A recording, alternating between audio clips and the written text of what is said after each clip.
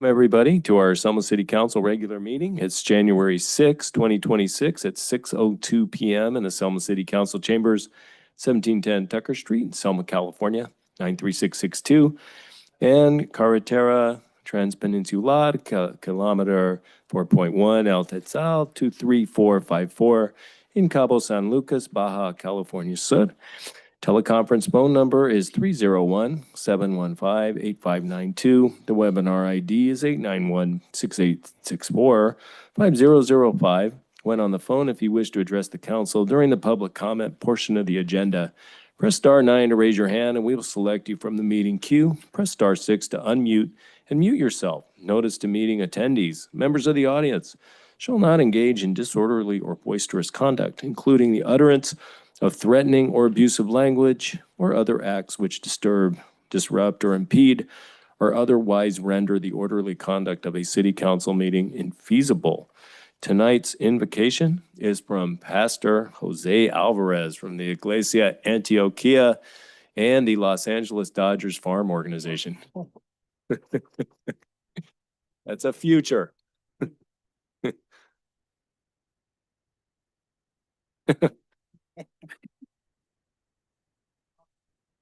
Happy New Year. Happy New Year.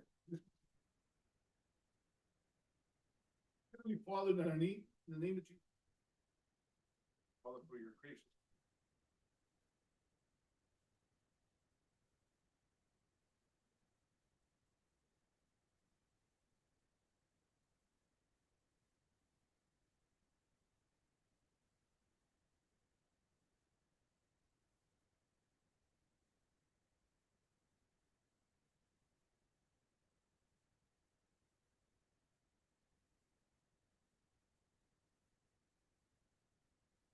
Amen. Thank you for coming out, Pastor. Good seeing you.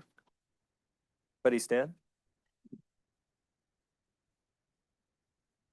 Ready? Ready, salute. I pledge allegiance to the flag of the United States of America and to the republic for which it stands, one nation, under God, indivisible, with liberty for all. Thank you, Jim. Potential conflicts of interest. Any council member has a potential conflict of interest may now identify the item and recuse themselves from discussing or voting on the matter. Agenda changes or deletions to better accommodate members of the public or inconvenience in the order of presentation. Items on the agenda may not be presented or acted on in the order listed. Additions to the agenda may be added only pursuant to California Government Code Section 54954.2b. City Attorney, do we have any such changes or deletions tonight? Yes, we do, Mr. Mayor. We would ask that the council delete item 4-1, which is the only public hearing you've got on your agenda. The public hearing notice was not issued sufficiently in advance of the meeting, so that public hearing will now take place on February 3. Okay. In addition, because we have some minor details to complete relative to the item that is 5-2 of your regular business agenda, we want to delete that item, and we will bring that back to you on January 20th. Next meeting. Is that it for the changes or deletions tonight, City Attorney? That is it. Thank you, sir. Well, that will move on to our oral communications. At this time, any member of the public may address the City Council regarding any item on the regular meeting agenda over which the council has jurisdiction. No action or discussion will be taken on any item not on the agenda. Issues raised will be referred to the city manager for review. Members of the public are asked to limit their remarks to 3 minutes. Do we have any public comment at this time? Teresa Salas. I just wanted to acknowledge our Public Works Director, Michael Hahn. I mentioned to him when they were starting to put the dog waste stations out that it would be nice if we had one closer to the mobile home park, because people are not allowed to walk their animals inside the park. So they go out the gate and they walk up and down Danube Avenue. And people, he put one up there and people noticed right away. People mentioned the new way station out there and they were very happy that it was out there and it's really made a difference. You know, people, I think it's a reminder too, that you got to pick up after your dog out there. And then I had also mentioned to him about one of the traffic lights or the crosswalk lights that weren't working and he got on that right away and took care of that. And so I know they're regular things, but I've always been one to try to acknowledge people and show our appreciation for what they do, even though it's your job. It's nice for people to say thank you. So thank you, Michael. Anybody with a comment?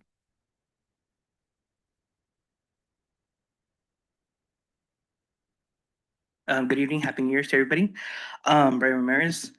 First of all, I want to start off by saying that I have good news and bad news. I'll start off with the good news. Good news is I also want to condemn Public Works for their work filling for potholes. I've been calling potholes that I've seen throughout the city, and they've been on it right away within 2 days, I want to say. Over in McCall, Floral, just a few. Over now, I think in Mulberry, there was a couple on the dip that were also filled. So thank you for that.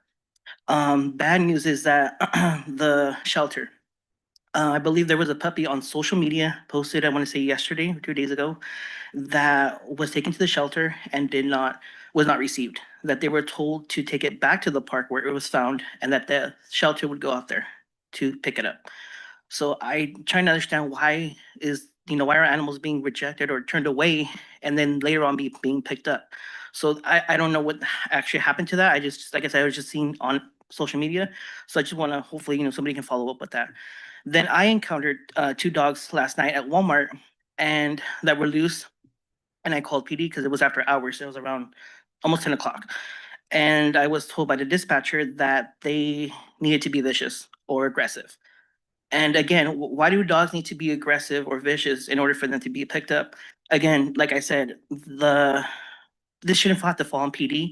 I believe that there should be somebody at the shelter, either graveyard or after hours on call, something, because there's always animals loose throughout the day, the night. And, maybe we can overlap shifts, somebody come in the morning, somebody come in the afternoon, and then somebody come in at night, like that. It's not so much, it is not so costly for the wages. Um, so I don't know what happened to those dogs last night. Like I said, I was just told that there would be a report for the shelter. So that's what happened with that. And then quickly before I forget, going back to the pavements of the roads, what streets are going to be now filled or be repaved? Because I know over by West Front and Thompson, over the railroad tracks, that is really, really bad. I believe some of the part of it does belong to the train, to the union. So I believe they have to get in contact with that because Kingsburg got theirs. And then over on Fresno, Clovis, and right before you hit Kings Canyon, it got repaved really nicely. So that's what we need as well. And that street also needs to be repaved ASAP. Thank you. Thanks for your comments. Okay. Mayor, I apologize. Before you continue, can we go ahead and take roll again to address anyone that's been added? Oh, I forgot to do roll. Well, let's go back and do roll then. Would Okay. you call the roll, please, City Clerk? Yes. Councilmember Avalos. Here. Councilmember Oseguera. Here. Councilmember Trujillo. Here. Mayor Pro Tem Guerra. Here. Mayor Robertson. I'm here. Thank you for catching that, City Clerk. Appreciate it. Thank Do we you. have any more oral communications tonight?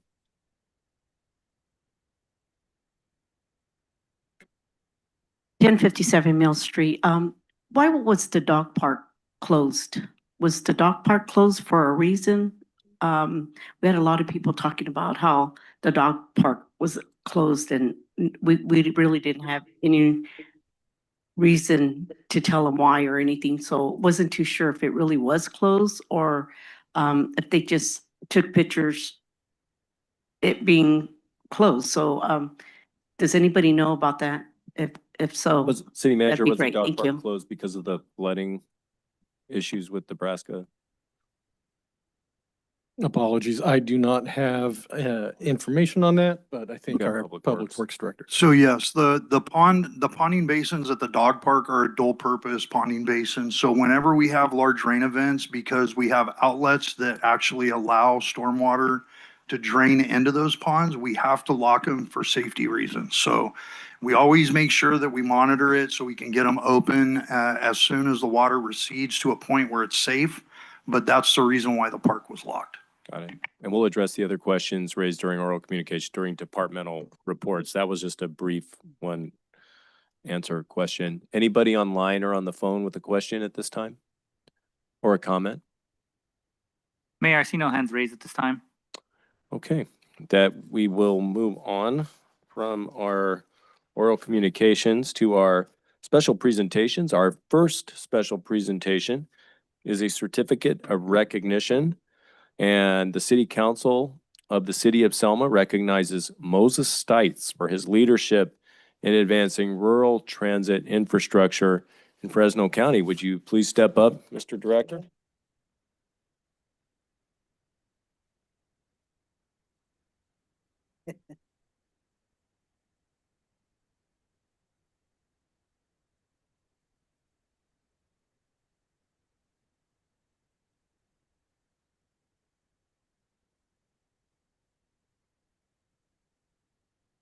Guy for so long, I'm surprised he didn't just stand up and call roll when I didn't. He's that kind of guy. He just knows what's going on.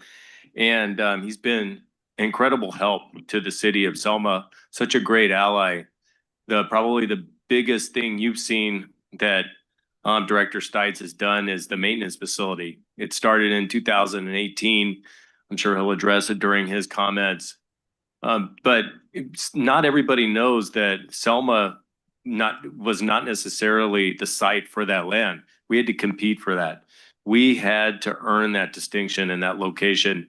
And I always felt like Director Stites was right there pushing us along. He's never showed favoritism because, you know, his favorites were every single city in Fresno County. He acted equally for all the cities.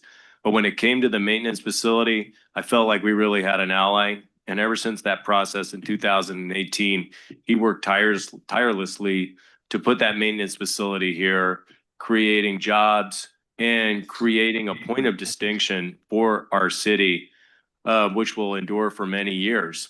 Many of you may not also know that Director Stites, he retired on December 31st. But what Moses has did in his retirement is he retired for about 12 hours and then he became the director of the Fresno County Transit Authority.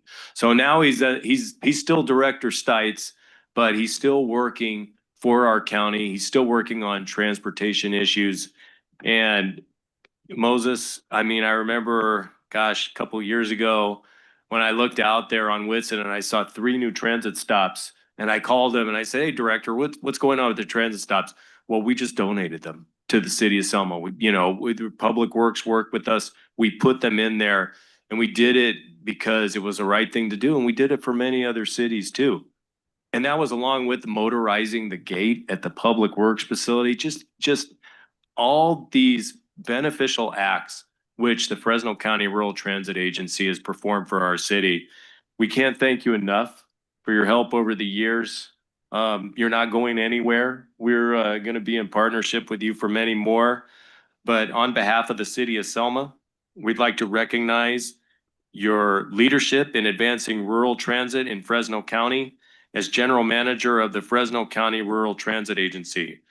Moses Stites has overseen the development of the Selma Operations and Maintenance Facility, a first of its kind transit hub that strengthens regional mobility and positions Selma as a model for innovative and sustainable transportation. And I would be remiss if I didn't bring in kind of a personal reflection, because the director got the big things right with the vision on a rechargeable facility.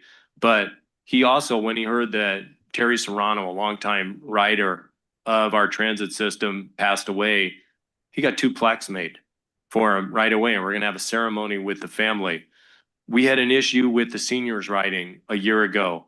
Director Stites organized a meeting the next day. So he does the big things and he does the hands-on, boots on the ground things correctly too. And if you ever call him, he always picks up the phone.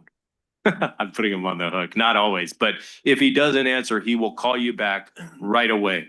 And he's a very busy man. So on behalf of myself, the mayor of Selma, Sarah Guerra, Mayor Pro Tem, Jim Avalos, council member, John Trujillo, council member, and Santiago Oseguera, a council member, we wish to present you with this heartfelt certificate of recognition and appreciation from your city of Selma, sir. Thank you very much. You get a picture here? Yeah. Make your remarks and then come up to the council and we'll Sure, take a picture. yeah. All right. Yeah. I won't take up much of your time, but I'm gonna go back a few years. Gotta go back Uh, longer. I started working in Selma back in 1990, probably before some of you were born, okay? And my first job was with Caltrans. And one of the projects that I started with was the floral interchange before Walmart got there. State Route 43 widening down to Cam Avenue. Just a lot of projects. Before Home Depot came in, I worked with your city engineer at the time to put in the signalization at Floral and State Route 43. And that challenge there, this is part of the history of Selma, and this is what makes it so unique and the special ties and bonds that I have with your city. Because I've seen it prosper, I've seen it grow, and I've seen the upside, the downside, and all the challenges. But most importantly, you've gotten through all those things. One of the reasons that the intersection there was limited with that signal was because there's a PG&E utility box at the southwest quadrant. And at the time, it would have cost about $1.8 million to relocate that PG&E utility box. So we had to work around it. At the time I was working with Caltrans and it was a state route. So you had to get an encroachment permit. There was a lot of process that had to be done. And we were able to get a CMAQ funded application through the local planning agency. So there's a lot of network collaborative partnerships that your city managers at the time that we worked with. There was Chuck Mariscal, Manuel Benuelos, just to name a few. Again, I'm going back to 1990. Then Home Depot came in, we were able to get some contributions of mitigation fee program back then. And that helped pay for some of the improvements at that intersection. At the time, they were Band-Aid approaches. As you know, Floral interchange is one of your biggest challenges here in the city, and it's gonna be for a long time. So you're gonna have that to deal with, and hopefully it's on a front burner. And I think you already know that. The key now is to find the adequate funding sources to address that issue, whether it's a Dinuba overcrossing just north of there, or whether it's a beltway, a green beltway, very similar to Visalia, where you do a circular around the city to address the north, the south, and the east so that you get new projects going. I remember when Amberwood was on the map, and that subdivision map was right over there for many years, okay? And you have all these developments in place that are coming in. But more importantly, I think the last project that I'm very proud of, and your mayor referenced it, is the maintenance facility there at 1821 Pacific Avenue. We were fortunate enough to partner with the city, and this is where the collaboration comes in with you, a local municipality, whether it's a public transit agency or whether it's another special district. The partnerships are really important. We were able to purchase a piece of property. We worked with the fire department to relocate them, and it just worked out well. I was mentioning to some of your folks this evening that FCRTA put in 2 bioswales, 1 ponding basin where we have solar panels. Those ponding basins, that ponding basin and the 2 bioswales help alleviate all the flooding from that industrial area. That's on-site drainage that we're able to alleviate off of your city streets based on the development that happened at the time, so that we're good neighbors and that we're good stewards of your facilities here in Selma. And these are all partnerships. We put in the solar charging units, the bus shelters, worked with Public Works to install the automated gates, their security lighting, just many benefits because we are vested in the city of Selma. We continue to be, and you folks have opened your city to FCRTA. We have many seniors who ride transit.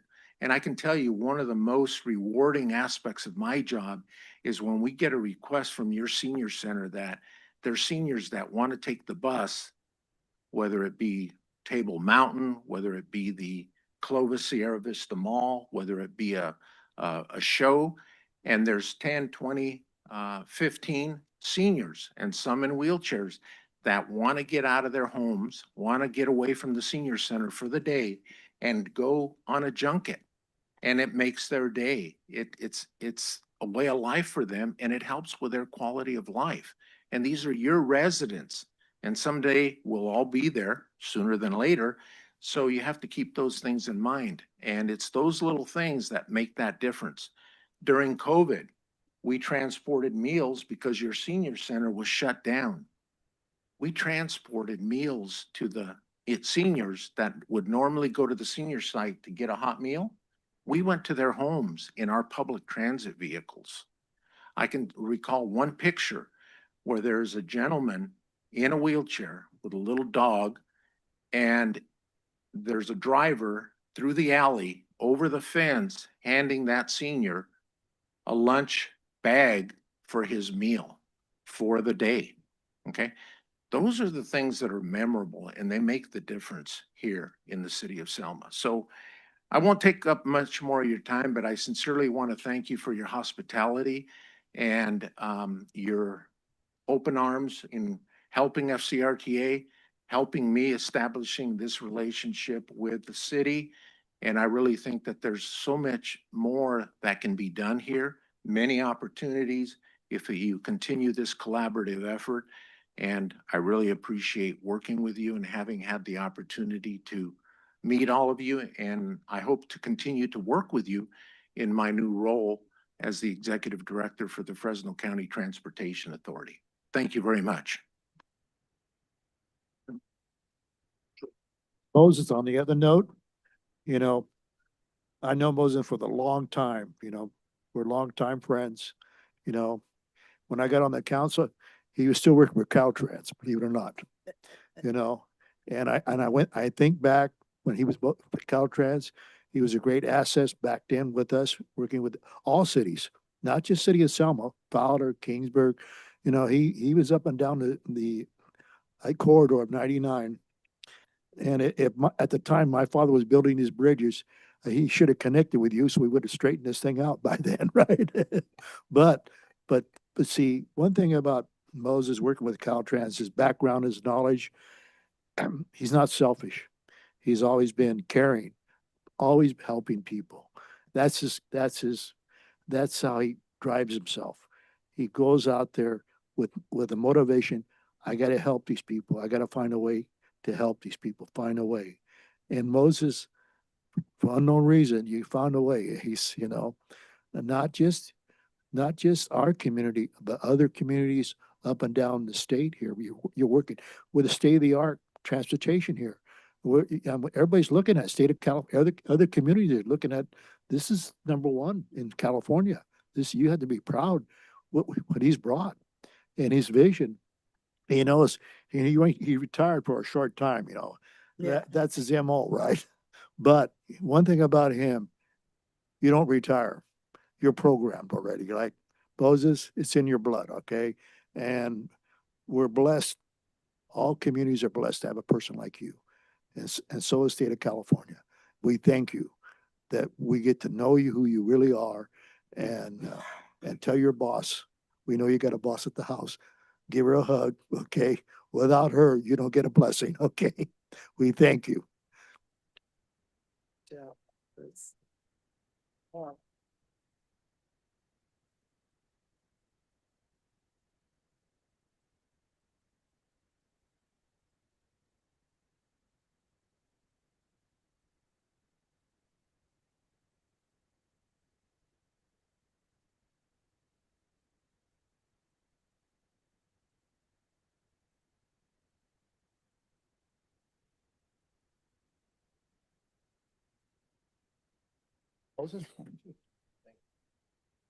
Thank you, sir, for all you do. Thank you. Thank you, Moses. Yes.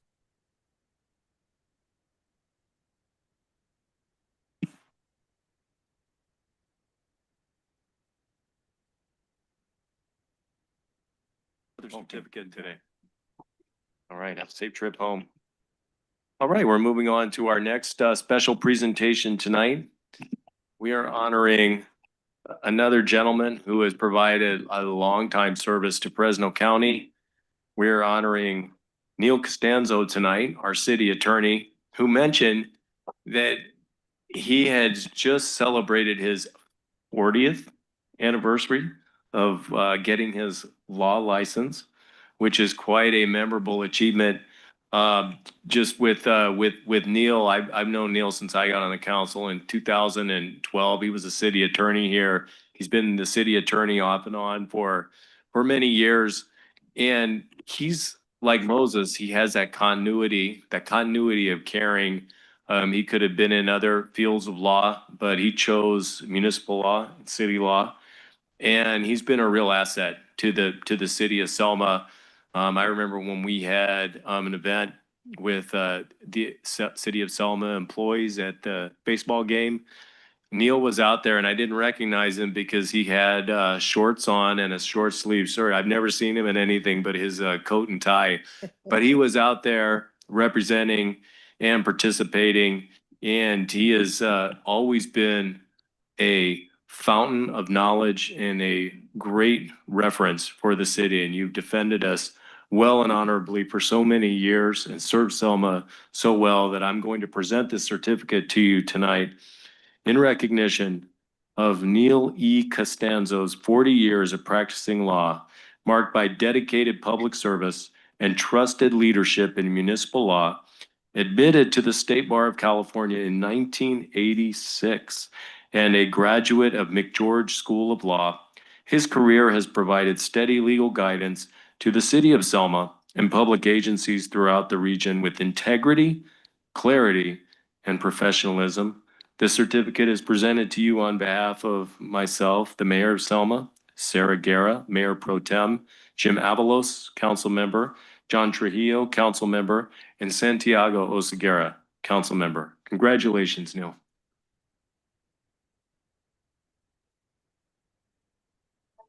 Thank you very much, Mayor, members of the council. I deeply appreciate this recognition of what is a important milestone in my life. And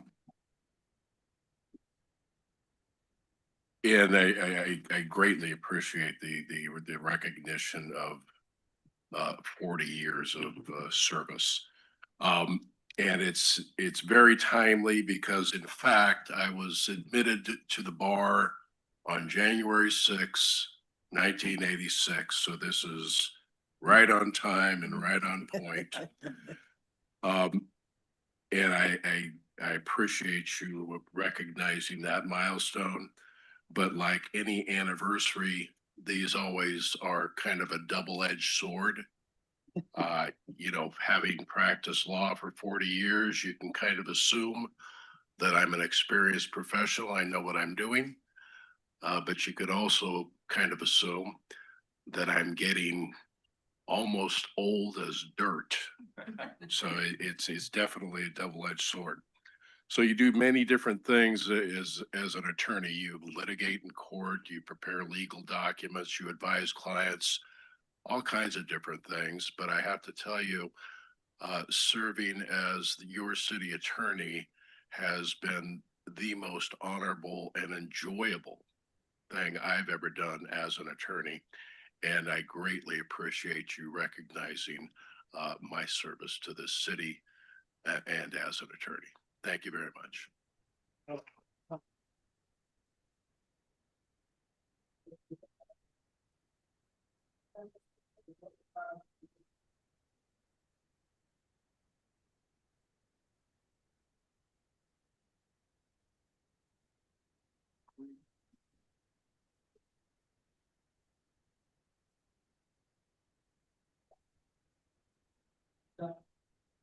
Congratulations, sir. Neil.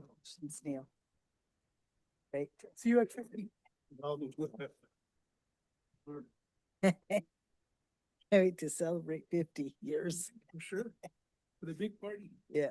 I guess we're gonna. Mhm. 50 is we take it.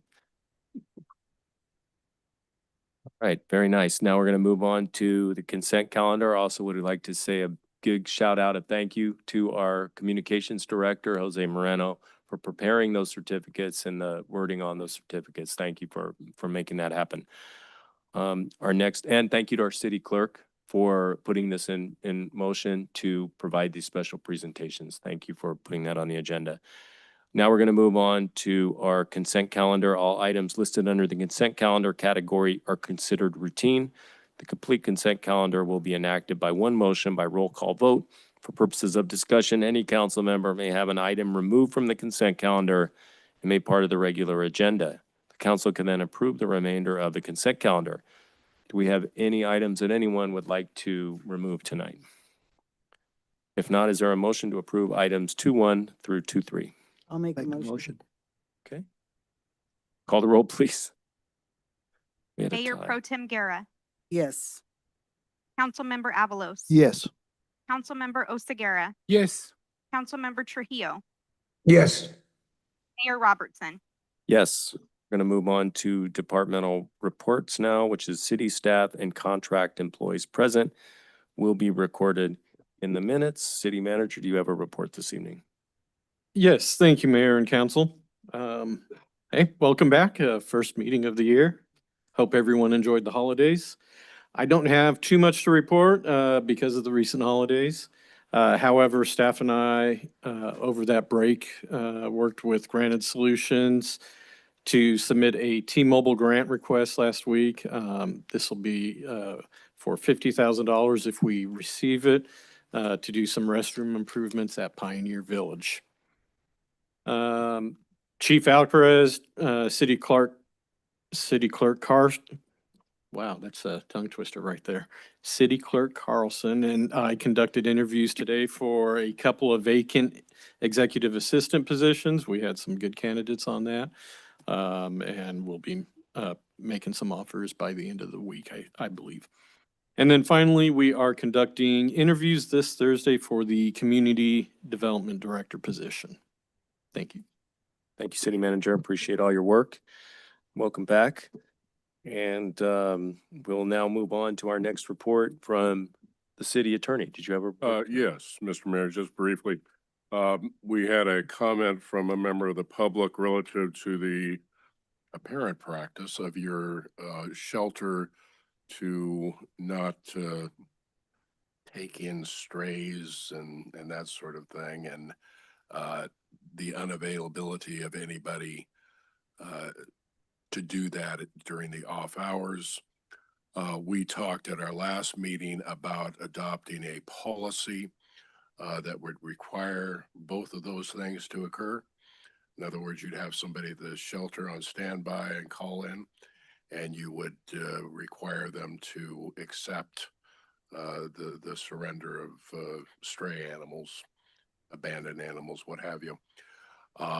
But that relates to wages, hours, and working conditions for our employees at the shelter. So we have had to first make that announcement to the appropriate employee organization and give them an opportunity to meet with the council about the implementation of that policy. So that should be coming back to you on January 20th. So that addresses the comment from the gentleman in the room tonight. Correct. About the practice of the Selma Animal Shelter to change course and to accept public drop-offs Correct. of animals. Isn't there current policy for that? I mean, the one we received from city manager, that's current policy, isn't it? It looks like that is in Yeah, for progress. drop-offs during, that's for during regular business hours. That policy that I had previously sent. Right, but there's a policy in place already for For- drop-offs. For drop-offs during regular city hours, yes. And this one is about taking or picking up animals after hours uh, by using call by or standby. And so that was what went to the bargaining units. That'll be coming back to council for approval at our next meeting. And I know that our Director of Community Services will be speaking more on some of these issues too.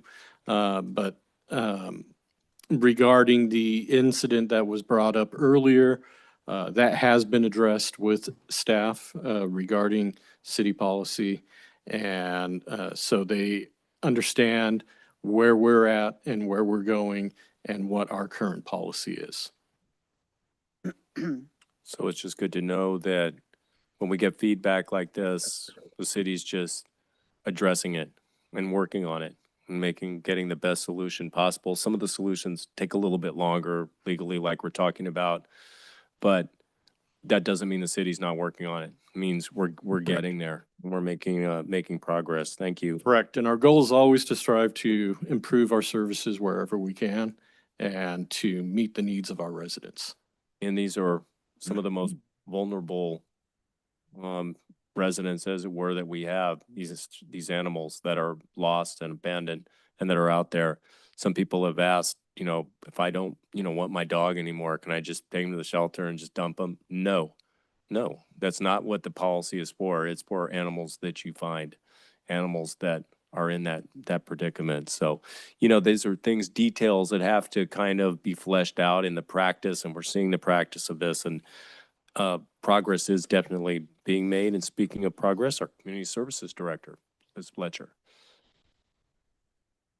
Yes, good evening, Mayor and members of the council. I have a few things to update you on. And so I just wanted to congratulate our second season of NFL flag football has come to a close. And so the Pee Wee division took first, the Colts took first place in our Pee Wee division. And then in our junior division, we had the Buccaneers take first place. And so, Jose, thank you so much for going out there and, bearing the cold with us on that night and getting some footage for us. And so it was a really good night. Selma High School hosted us at their stadium. And so it was a really good turnout, and it was a really good way to wrap up the season and have the kids play on a bigger stadium rather than their normal games being at Schaefer Park. So that was a really good experience for them.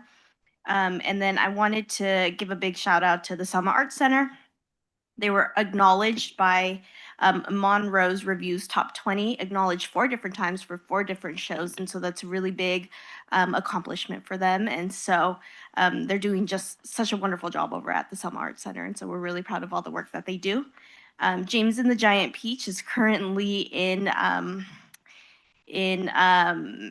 they're practicing. They're back in the Selma Arts Center, and so we did get 85 participants to register for James and the Giant Peach.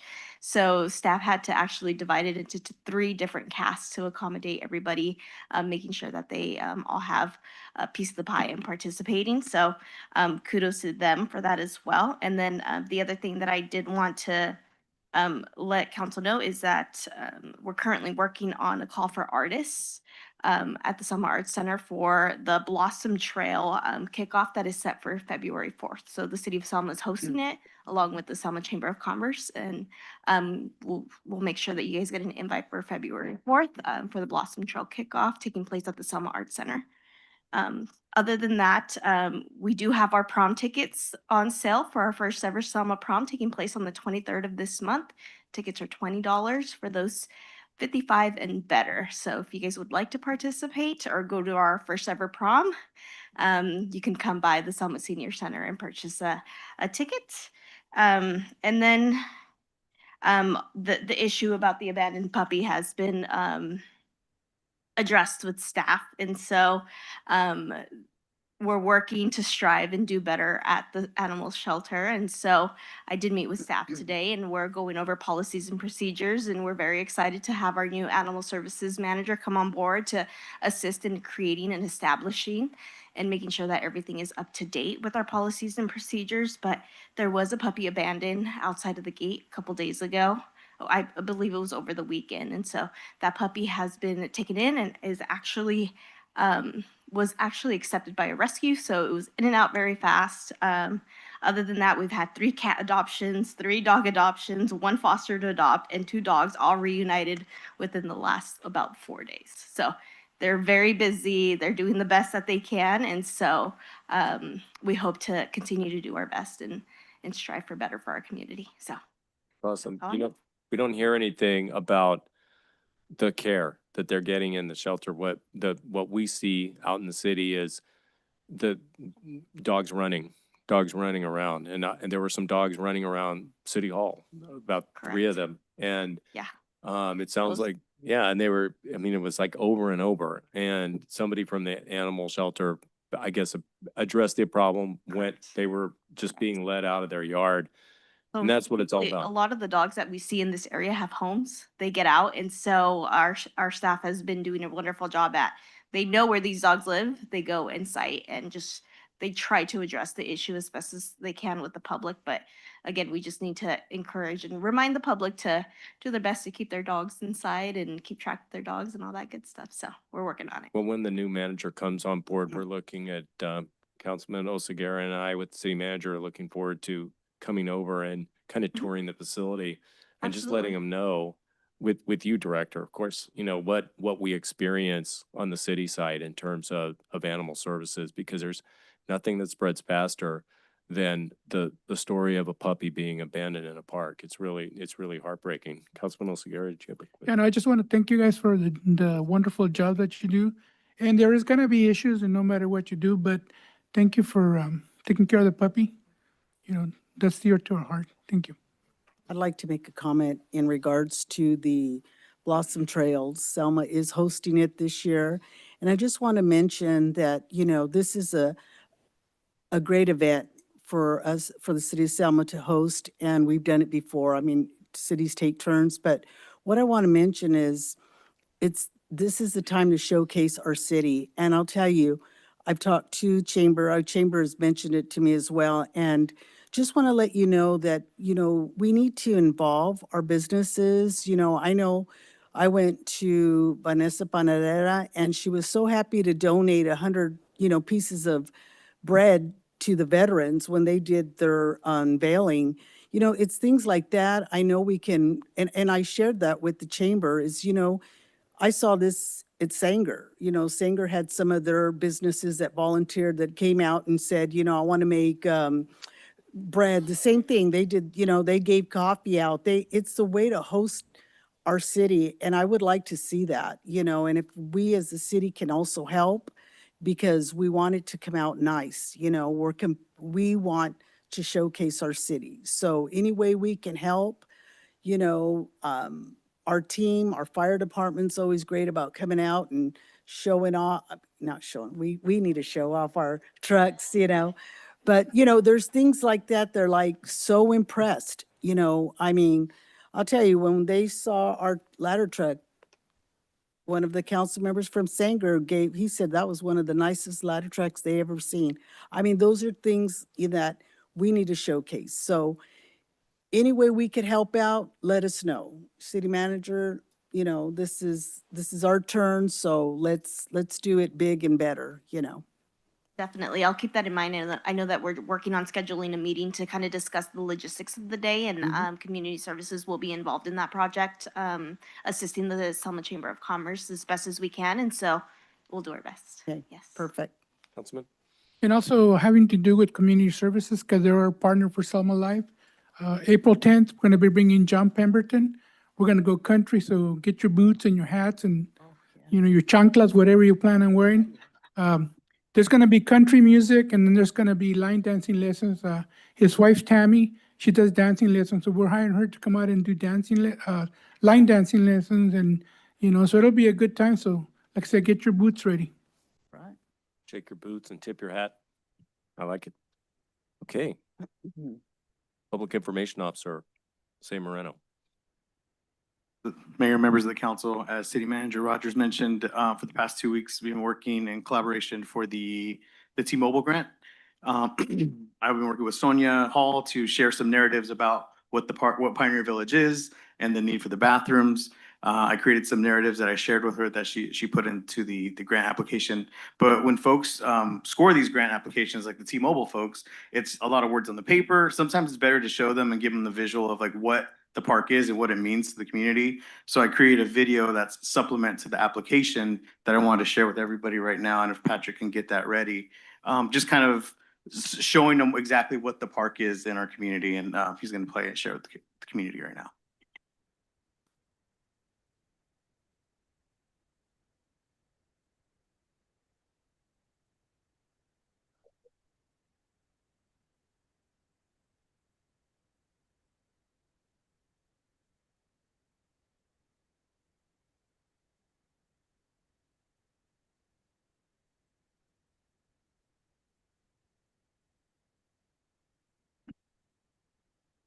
Pioneer Village sits at the heart of Selma as a place shaped by history and defined by community use.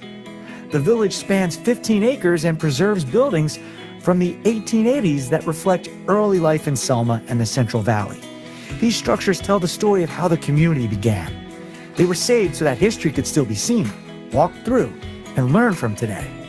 Pioneer Village remains an essential reminder of Selma's past and the generations that helped shape it. Today, Pioneer Village serves as one of Selma's most flexible and meaningful gathering spaces. Throughout the year, the grounds host a wide range of events. These include cultural celebrations, concerts, festivals, weddings, and birthday gatherings. The open layout allows the space to change and adapt depending on the event. Large open areas create space for seating, vendors, and food. A central gazebo with a dance floor serves as a natural gathering point for performances and celebrations. Wide pathways help guide visitors through the grounds. Picnic areas offer space to gather, rest, and connect. A mature tree canopy stretches across much of the park, providing shade and creating a comfortable setting for day and evening events. Pioneer Village has the ability to welcome large crowds and support events that bring thousands of people together over time. This space matters because of the moments people share here. History provides context, and new memories continue to be made. Pioneer Village remains a place for gathering, celebration, and shared experience.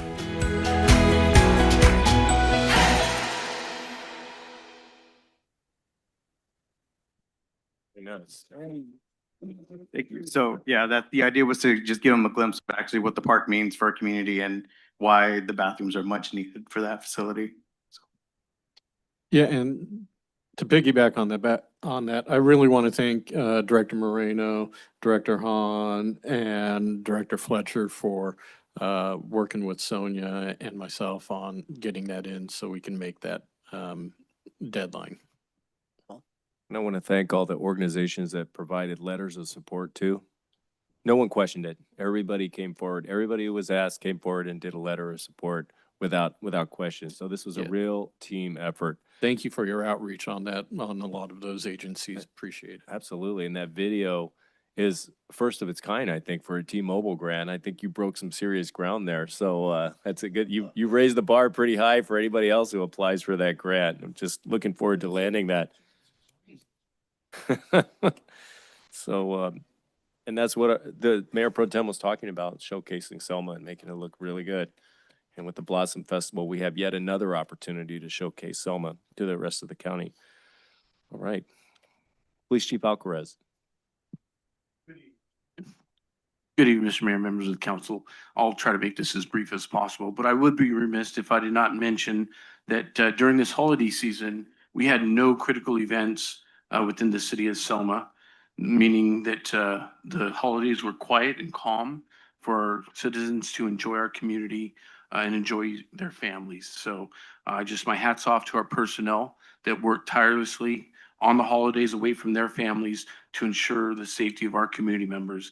I really definitely want to thank them.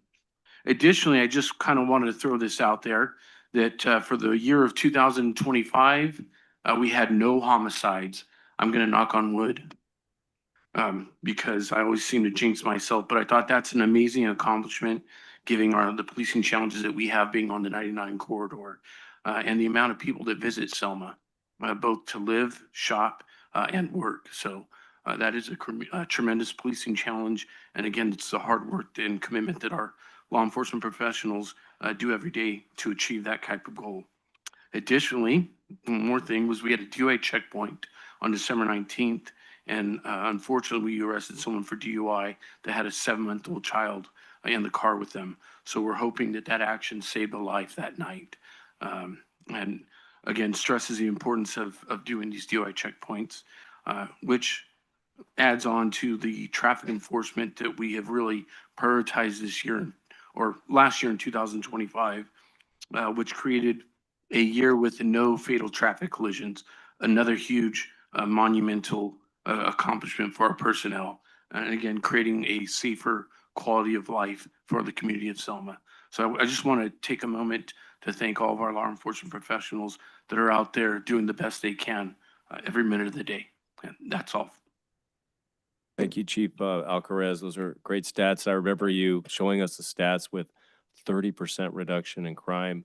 I hadn't heard about no homicides and no traffic fatalities, but that is awesome. That's what we want in our city. We want it to be a great place to live and a great place to work. And I guess when people buy some place, what do they ask? When they buy land, they ask, how are the schools? How's the crime?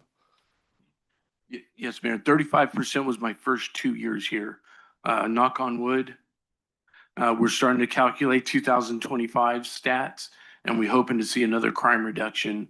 But again, that's going to take several months to vet, make sure that we get proper reporting with the Department of Justice.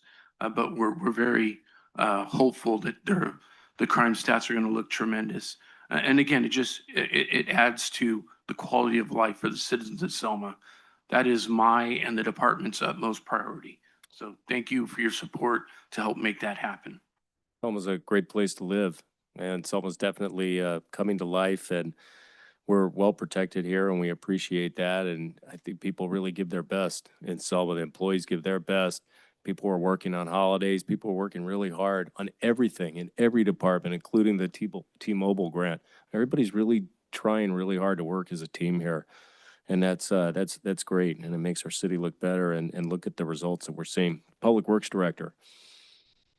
Thank you, Mr. Mayor. Members of the council, I only have a couple things for tonight. The first thing is that we have scheduled the spring cleanup event with Mid-Valley and City Manager. I apologize, I missed that today when you sent the email. Those dates are scheduled for Thursday, the 23rd of April through Saturday, the 25th of April, and that will be held at the same location unless that property happens to sell before then. And we are working on a backup plan with Selma Unified. It's a little difficult when schools is in session to do that at the bus barn, but we are working on that backup plan. The other thing I have is the stop signal at Second and Whitson. We got a call back from PD, I believe it was late Friday night, early Saturday morning, that we had power failure. Public Works responded with on-call staff and set up stop signs. Because of the weekend, we're not able to reach out to our traffic signal contractor, but we did reach out to them Monday. They came up Monday afternoon, diagnosed the problem, and they came in today. And what the problem was the power panel that sits on the north side of Second Street going into the alley behind where the tortilla trailer's at. That run was shorting out somewhere, and it was old wire, so they had to pull that run back in from that power panel up the sidewalk across the road into the cabinet that controls the signal. So that has been remedied and shouldn't have any more issues with that. And I apologize to all the citizens. I know it is difficult when busy intersections like that go out, but we're limited to what we can do, especially when we have a maintenance issue like a faulty wire. So that's all I have. Thank you, Director. Anybody with any questions? I got just a couple of questions for you. One is, when are the Christmas decorations going down? When are the trees? So getting Christmas packed up? decorations started being taken down yesterday with staff, and it will continue until they're all done. It takes a little over a week and a half to get everything down. It took us about 3 weeks to get it all up. And then I know this might be a discussion for the bid, but maybe the Happy Holidays and Merry Christmas with the eyes missing, maybe we could retire those permanently and look at some other decorations If I for next could year. say, so I have to say, I have had several emails, text messages, Even our past assistant city manager came to town last weekend and told me I needed to spell check my Christmas signs before I put them up. What's happening here is actually the Hey. eyes are there, but the wind events that we have had, those letters slide on those cables. And if you look very closely, the I is covering the R on the top section, and then the I where it says whole days. It's actually blown over under the back of the D. So they're there. It's just a matter of us maybe trying to figure a different way when we install those each year to secure them so that the wind can't blow them like that. We did go up there when we got the first notification about the Merry Christmas. It was the I under the R, and we did move it like with a stick. But yeah, I would be open to a conversation with the council and city manager. Maybe we could bring that up as a Yeah. agenda item for Sure. the next, Absolutely. for the next year, especially because we're doing a renovation of downtown. We're doing a revitalization of Second Street. So it might be in keeping with that revitalization to revitalize our Christmas decorations too. I don't disagree, sir. That's up to the council and City everybody manager, to, yeah. to decide on that. Last question for you. Okay, so let's see, I think we had, in front of Maiden Voyage, he has asked, Robert has asked to be included in the trees for a while now. We'll get to this in the agenda item, but just want to put it in your thoughts of how we could potentially do that, because I think he's been asking for that, and it's not an unreasonable request given the trees between first and second. But again, we could bring it up when we're talking about the rocks, but we're not really talking about trees at that time. So I'm just bringing that up with you right now in terms of making that corner look good too, because there's a lot of public that frequents that area now with the additional retail space that we have there. Understood. Okay. All right. And now we'll move on from departmental reports. We'll take our traditional 5-minute break. Hold on, Mr. Mayor. Yep. Hunt, I have a question on the park lights, Schaefer, and Bertlinger. I noticed they're on all night. Is there a way don't they turn off by the cell phones? They're on timers and they don't stay on all night. Those go off at different times, but what I can tell you, and I'm not gonna reveal what times or anything because No, at the time I don't know. so I can tell you that one of the features that we are using on that Musco system is they have 100%, 50%, and 25% capacity. What that means is that I can adjust the light itself, the lumen.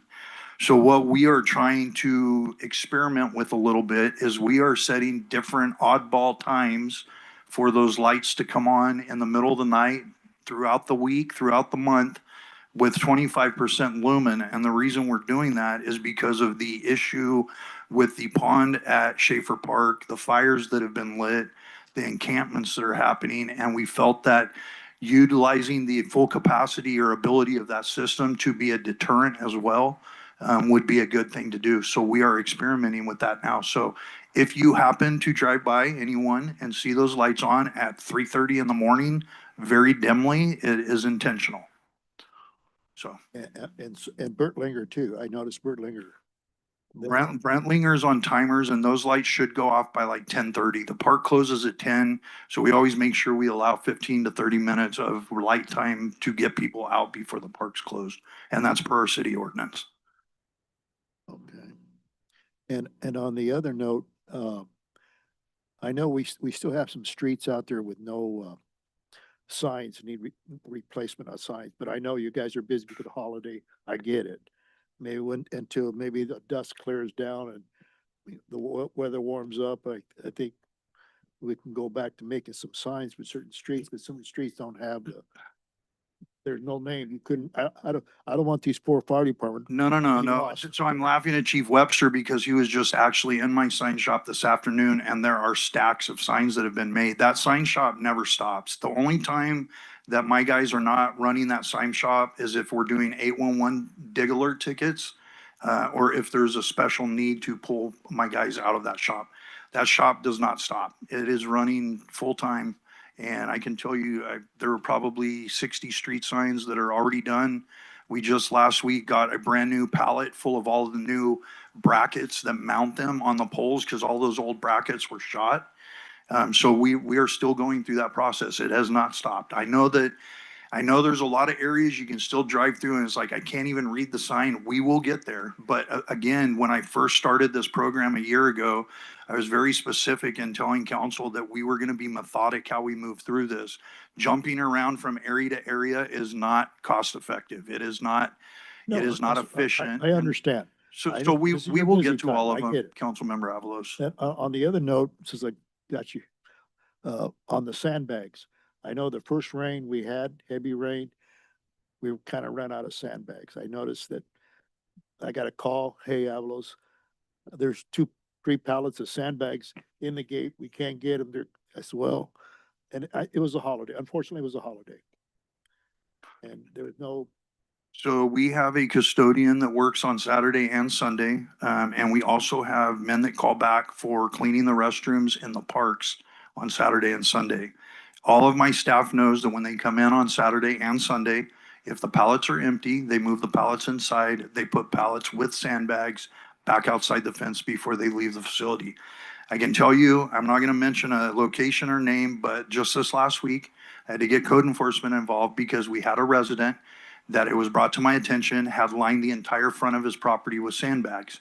I personally went over there, and I can tell you, Councilman Avalos, that we went and retrieved 3 pallets, 90 sandbags from one resident. Okay, and that was 9 other residents that could have had their 10 sandbags.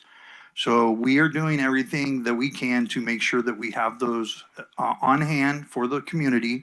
But I wanted to speak to the community directly right now as the director and remind them that 10 sandbags are the limit. If you have other flooding issues going on during a storm, you call PD and we respond with callback employees and we will mitigate whatever flooding's happening. But it's 10 sandbags per resident. okay, on that note, he, since he couldn't get any sandbags during the holiday, is there a number, emergency number? Do they call PD or how's that work? So if you call the non-emergency PD phone number, they have our on-call phone and they can reach out to Public Works and we can make sure we facilitate that. And if it's on the weekend, I can literally call someone that's already on staff working, doing custodial work to actually supply those sandbags for the public. Okay. And PD has the contact numbers. They've got us on speed dial. Yes, sir. Who's ever in the charge of. Anytime at night they have an issue that they Okay. need Public Works, I they just call want us. everybody's on the same page. Yes. Thank you. That it? Yep. All right. Real quick, Director, just thought of something. So we're speaking of the animal shelter tonight. We've been discussing, there is a rebranding effort with that, with showing that parks, it's part of Parks and Community Services now. Would Public Works, the sign shop, be able to fabricate a sign for the animal shelter? So I can tell you that we are a fully functional sign shop. I can manufacture any sign that you request of us as long as it's not over 6 feet long. That is what I'm limited to for the printing width of my printer. Okay. So I can probably actuate, but yes, to answer your question, we can do any signs that the city needs that or in-house. anything. Yes. All right, great. Well, that will take a 5-minute break. We'll come back for the conclusion of our meeting. And all the city employees who don't have business, have a good evening.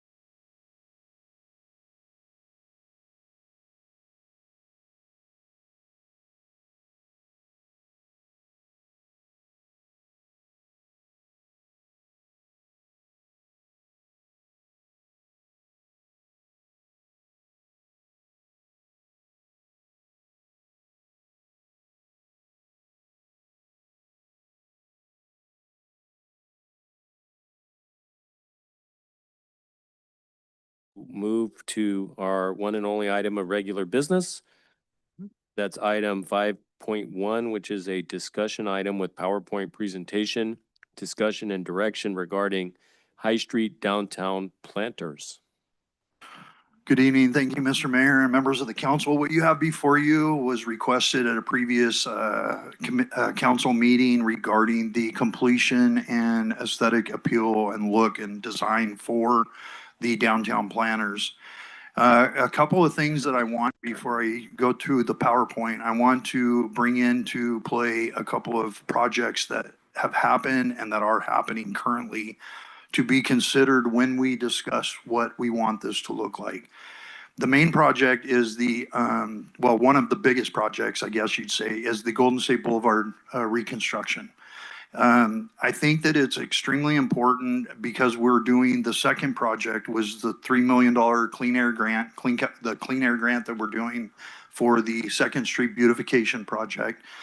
That has been presented to council. There are some monuments with a bear that are going in at the off ramps, big round rock facade with the Selma sign, the big bear on top. That's going to be the big pop for when people come in to realize that this is the main corridor for going to the downtown district. So with that being said, I want council to seriously consider what you see currently on Whitson, plants, river rock embed, drought resistant trops, and then also what has been presented for the Second Street beautification project. I think that aesthetically it is important for those to tie together with the High Street, what we're trying to do for that part of the downtown district beautification. So with that being said, we'll go ahead and go to the PowerPoint real quick.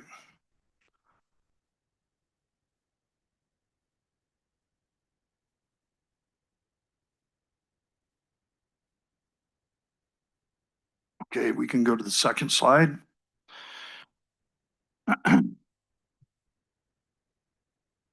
So second slide, River Rock Inlay has been used for the new median design along Whitson Avenue that we just discussed as part of the Fresno County project. This would be a way to tie the downtown district to a main collector street and the Second Street beautification project that is currently in final design.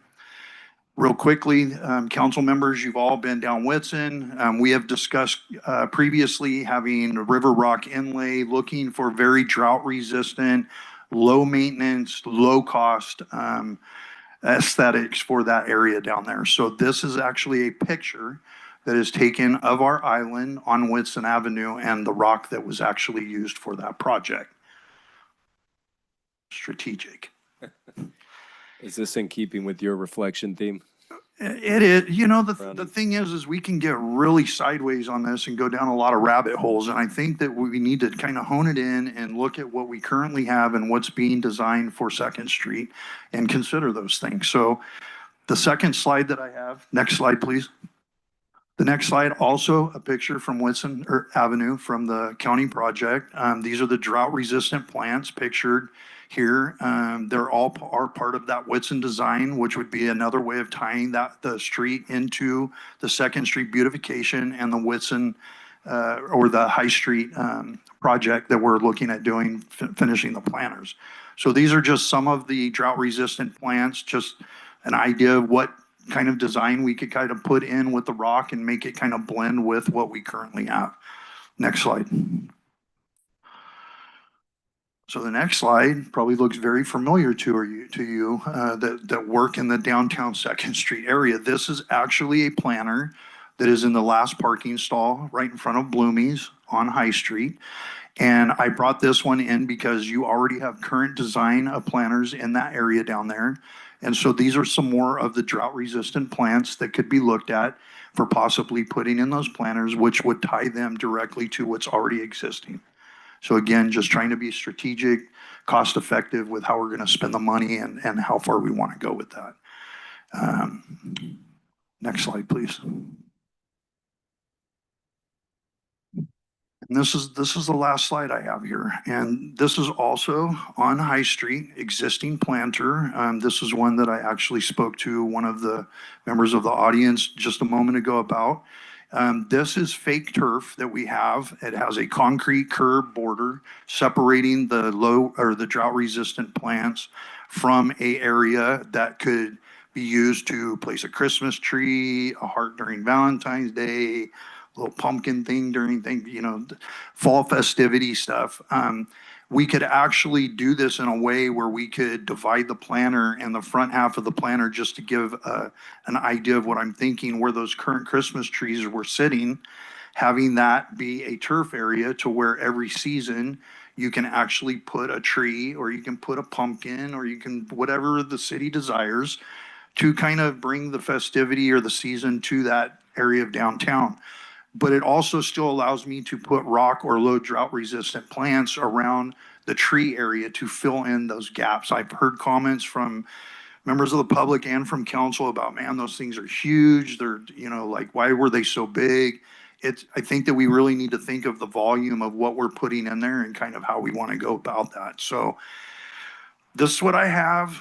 I really, again, wanted to narrow it down and try my hardest to tie it into the current project going on and the coming up Second Street beautification project. And I think that this is personally a great way to tie in what's existing already on High Street, Whitson, and what's coming on Second Street. And I'm available for any questions. Thank you for your report, Director, and thanks for putting your PowerPoint in the report itself. So we had a chance to look at it and talk about it and get feedback on that. Definitely something is needed. We need to do something. We're all in agreement on that, and I think we're getting there. This is a step in that direction. Did council have any comments they would like to make before we open it to the public? I'd like to make a comment. I'll like to start. I think combining some of these together, because I do like the last one with the artificial grass, because the greenery looks nice. But I like your existing planter, the one on High Street. I kind of like the planters there, this one here, and that kind of, we call it a broccoli looking type of shrub. Right. But we would also consider adding like a white rock. Instead of this river rock, we want to go with the white rock, just to make it pop, because this is the downtown and it's the center point as well. We want it to look really nice. So if we're gonna do it, let's go all out. Let's do it right. So I just think combining all of that together will just really stand out and really look nice. I agree. I want to make one comment that was brought up actually by my staff that I hadn't even considered regarding the rock. So as you know, because your office is down here, every Friday we do the cleanup for the entire downtown area. That is what our routine is in Public Works. We blow the sidewalks all the way down High Street out into the road so that we can come through and pick it up with our street sweeper. If we put small rock in the planters, when we're blowing all the leaves and everything, we're gonna be blowing that rock all over the place. If anybody in here owns a big backpack blower like we do, we have the big industrial ones.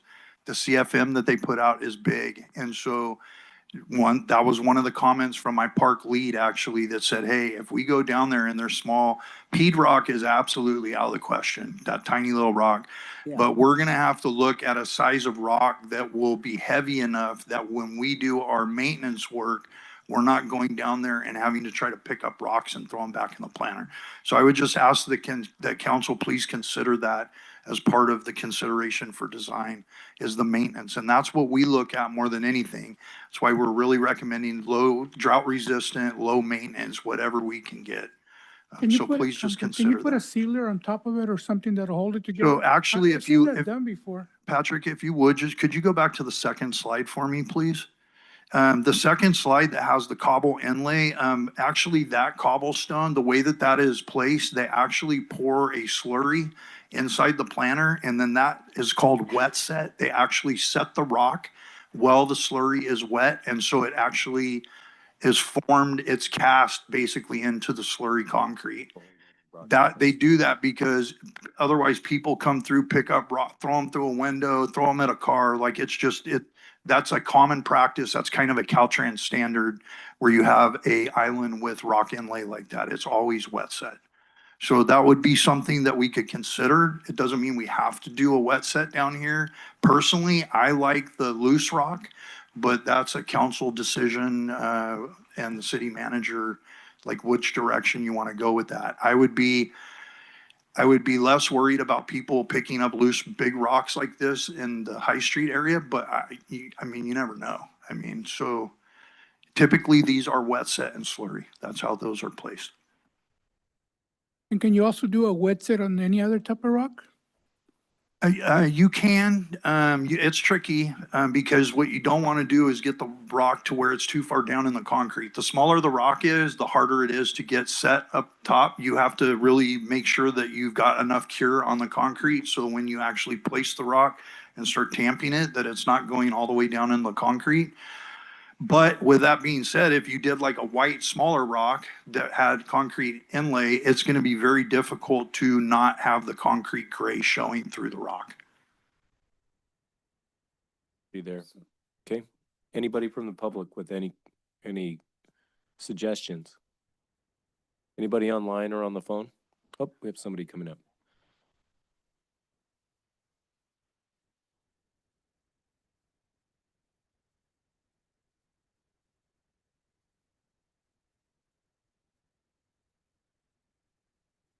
Stella Ramirez, Selma, California.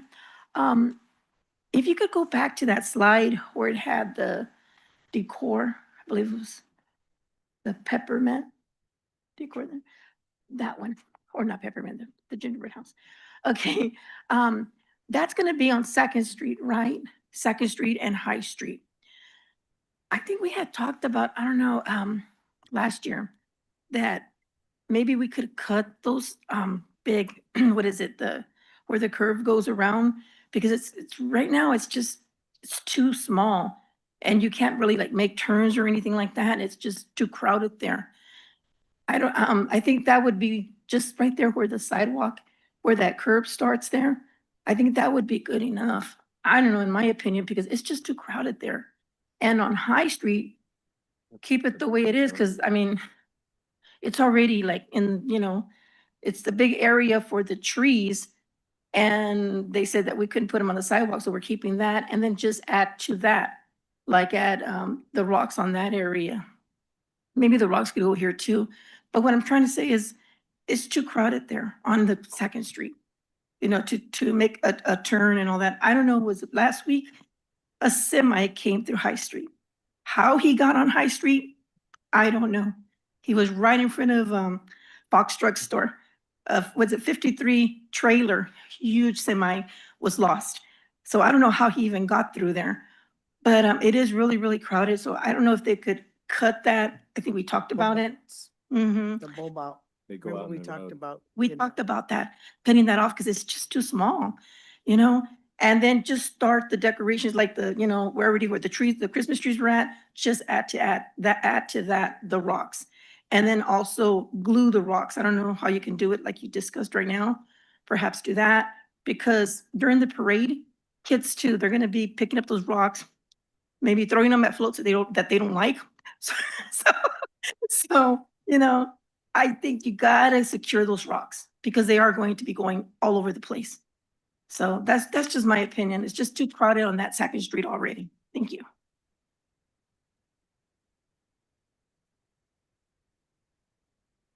Anybody on the phone with a comment? On Zoom? Mayor, I see no one online at this time. Okay, back to council then. So those planters are big. So I mean, it really lends itself to the separation border. Doing two things with it. One, it would be reserved for, we've got the trees, and then the holiday decorations, which is also nice, to keep it seasonal. Love those Christmas trees. They really gave the downtown more of a holiday air. Even if they were indoor trees, we're trying, and it's nice. It's nice that we brought that downtown. And I think with that Second Street renovation, we're taking those decorations out from High Street and taking it out to Second.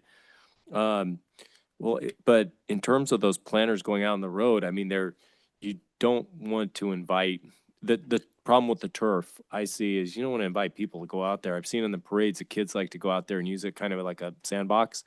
And I don't know if we want kids out in the road, because that's where they are. They go in those planters.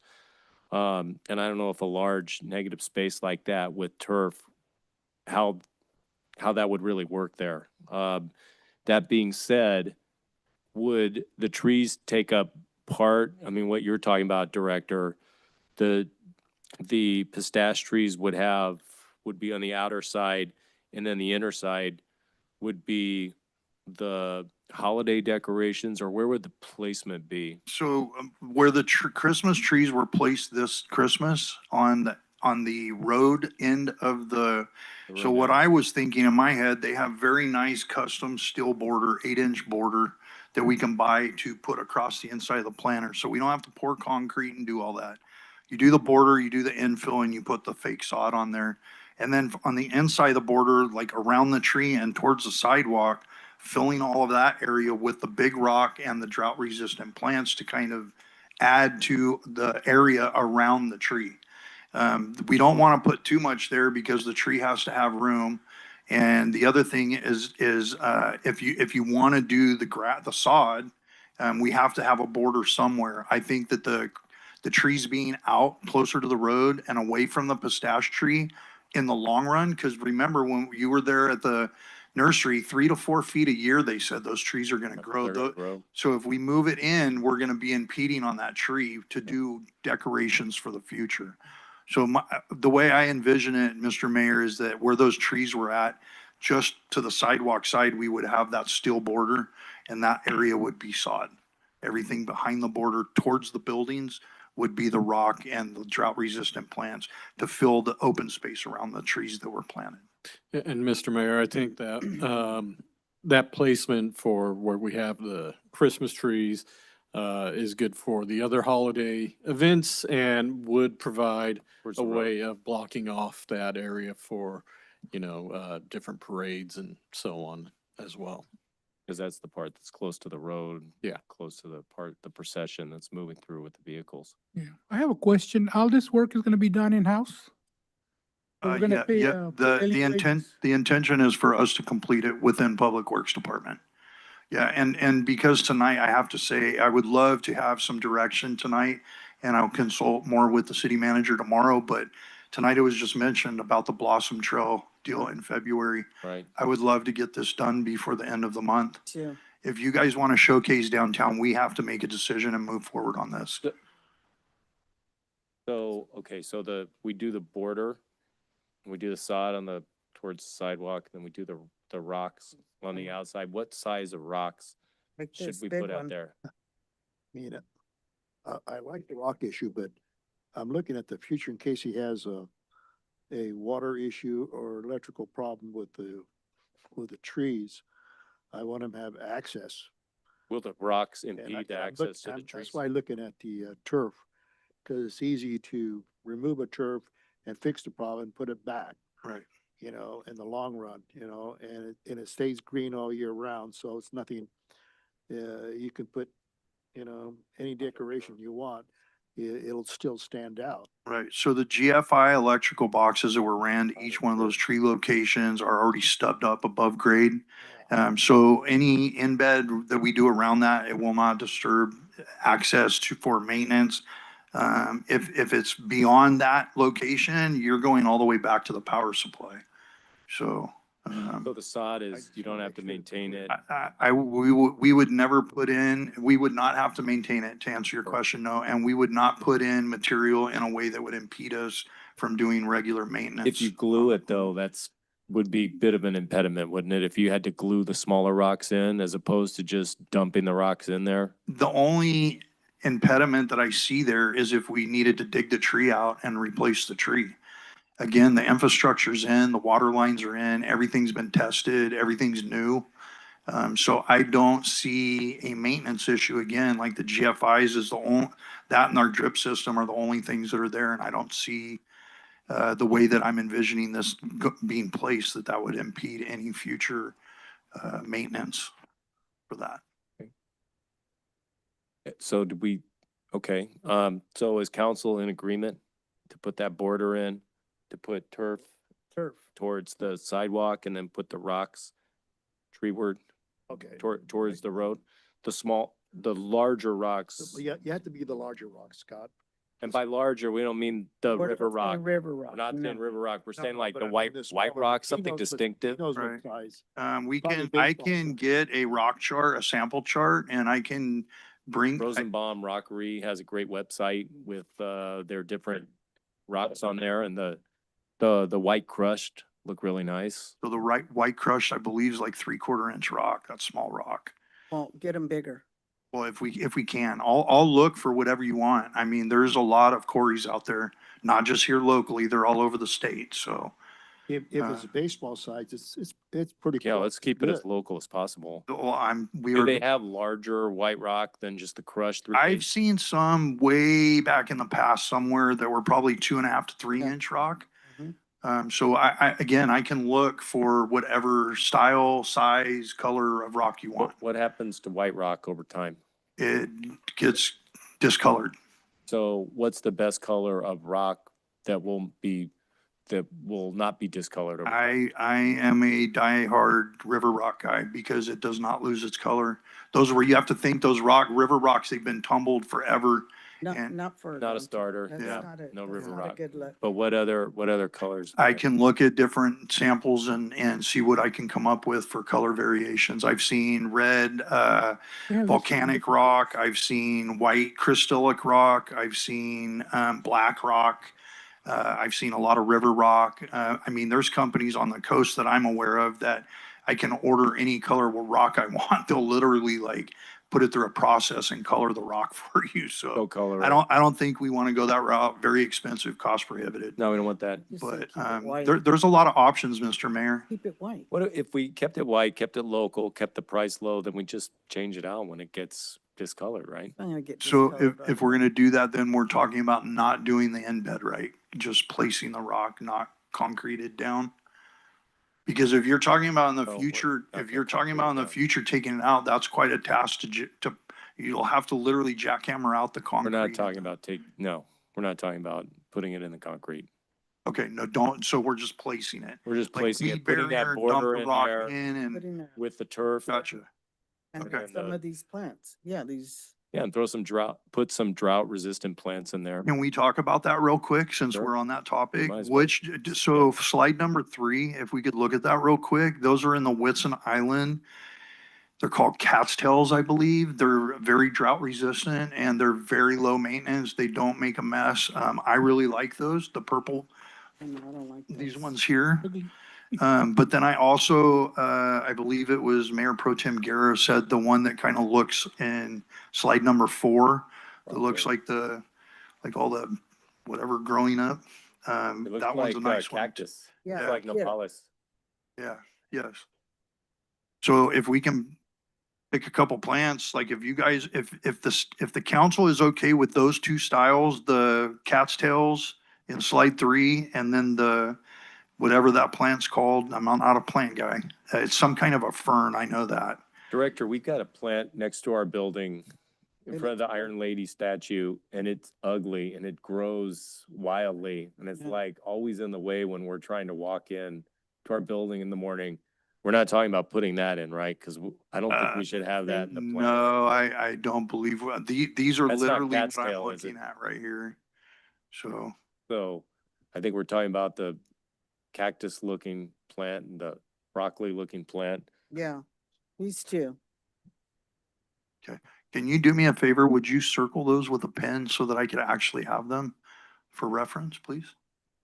And then I will do my due diligence to start contacting quarries and rock suppliers so that I can actually have an idea of samples of what they'll produce. Yeah. Are gonna be by the sidewalk or the trees are gonna be by the street with the rocks around them? Sidewalk. No, The trees are where they. the where they trees are right now. staying, the pistache trees. Where they're planted. They're closer to the sidewalk than they are to the street. That's where you're saying you're gonna put grass and. The border and the grass, right where the Christmas trees are currently sitting, that's where we're looking at. A lot of space over there. Yeah, so I'm thinking like 3 or 4 feet of space that would be Throw out turf the right there. pumpkins and stars. So what do you need from us, city manager?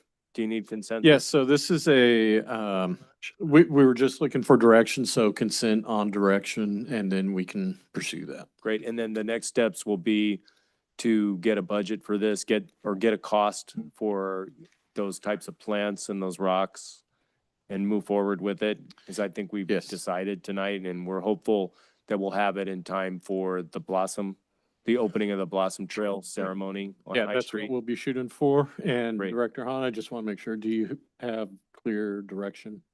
I believe I have clear direction at this time. Great. All right. Thank you. Thank you for that. Thanks for your report. Thank you. All right. With that, we're going to, move on to future agenda items. Council requests for future agenda items not subject to public comment. Items require a consensus. Councilman Avalos, future agenda items. Yeah, I think I want to see, David, next time from the engineering. I just want to know, what's his next street project in Selma, major one, not the little sidewalks, I but think we had that from the public tonight Yeah. too. What are our next Yeah, projects? 'cause, Road I think project. he was addressing some issues, and I just want to make sure that some of the issues that are coming forward from David, it's already set play on those streets, or when's the next project on those streets? Because I know we do have some serious streets off of Botter that need some addressing. Potter and Thompson. Yep. And we Yep. do have him scheduled on the next agenda for project update, and we Yeah. can have him Yes, yes. Yeah, include that on yeah. there too. Including Thompson Park. No, yeah. And, Mhm. yeah, at the same time, if he can give us report on the Amberwood, railroad crossing situation, is in a response from the other, communication department. Yes, we've discussed that. He'll have all of those on. Okay. Yeah. So that's all I got. Thank you. Right. Councilman. So I like to see Thompson Park get a report on that, and also the streets and all that, because there's some of them are looking pretty bad. And one of my neighbors came up to me and he goes, "Hey, what's going on with that?" Right there in Thompson and Bowder, yeah. Well, you provided pictures a long time ago. Remember? I know, I gave it to your neighbor. And what specifically regarding Thompson Park? Well, we want to know where it's at. Last time, but I don't know, a couple of months ago, they said it's ready to rock and roll because they got the okay from whoever was, holding it up, and we never heard from. No, that's be the update when David comes. Right, but that's the update he gave. He said that whoever was holding it up, they finally met and agreed to whatever, and Well, it was ready to rock and roll. So. We'll make sure that it's included in that report as well. Great. And then, on Madison AI, thank you for providing me with the login information for the second time. I appreciate it. Any council member, highly encourage you to get the Madison AI login. You can actually go in there and type in future road projects for City of Selma, and it will give you information on that and council topics. City paid 50 grand for it. We might as well use it. And it's very useful to, if you want to get a preview, it's not going to replace an agenda item, a discussion with the public, but Yes. it's important to have it just so we get some background on it. I used it this week on the animal shelter of all things, and it was very helpful. That's where it said that public drop-offs are allowed now. So it showed that policy. Anyway, could we also have 28-acre purchase at Rockwell Pond? We want a regional park at Rockwell Pond. I mean, we just keep bringing this up over and over and over. And we just need a cost from the business manager for Fresno County, Paul Erdlin. I think he's the keeper of the keys when it comes to that issue there. Where's the CEO? He is, yeah. Yeah, I've reached out to him and I sent another email to him yesterday. If you need any cover with us, going to our representative on the Board of Supervisors to kind of push that along, let us know. If you want us to help on that end. Buddy? But we would, we could call Buddy if we need to, but we need, we would like to move forward on that because in 2020, we were on our way to purchasing those 28 acres with that $4.5 million grant. And that priority got lowered by a subsequent council. And this council has made it a priority to revisit that project for a regional park at Rockwell Pond.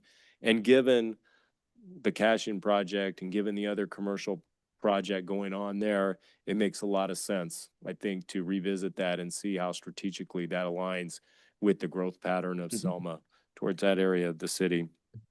What else? Okay.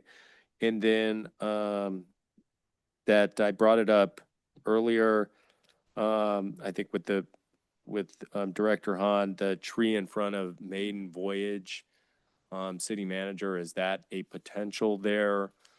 He has been requesting that since we put the trees in. He has a lot of traffic there. It does open up every other business saying, I want a tree in front of my business. However, it is a strategic location right there at First and High Street. And of course, every request would be considered. But there is something to be said where that is sort of a gathering place for Selma now, and a tree with some lights might look good. I think he already put in some music on his part. He put in some speakers there.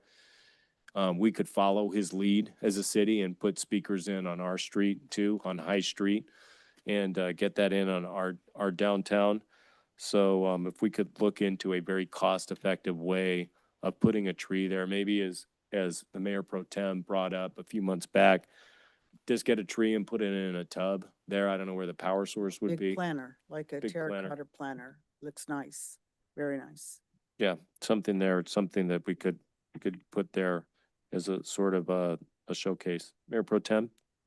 I know we discussed about the Christmas tree item or decorations, so I kind of would like to bring this back for discussion, that maybe we can look at upgrading our Christmas decorations downtown. Because, you know, we are revitalizing, so we might as well at least have discussion in regards to that. And then also, I've been getting a lot of just comments in regards to why can't Selma have an ice skating ring, you know, like Hanford's? So I placed a call and I'm getting some information back. So I'd like to bring that back as well, or bring that in regards to just getting information, seeing if that's something that could be doable. They're gonna give us some information on how they received sponsors and hopefully maybe we can get a grant or something, but you know, just at least get the discussion going and then see if that is something that may be doable for the city of Selma. Thank you. Councilman Trujillo, do you have any agenda items you'd like to add? Nothing to report. Thank you. You know, I have another one. If we can, a report on what's the progress on Veterans Plaza for the repair of the brick there and also the lights for the American Legion monuments. That's been going on for a long time, and I think we need to resolve that.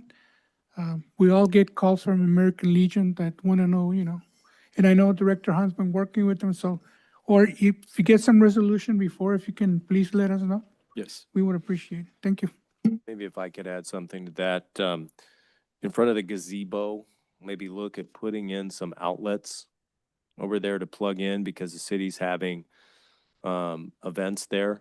It'd be really helpful to have outlets. I mean, they would have to be covered when not in use, but it's really hard to find plugins over there right now. Yeah, there are, I believe, 4 separate circuits at the gazebo, but on the backside of the wall at Veterans Plaza, I have like 12 circuits.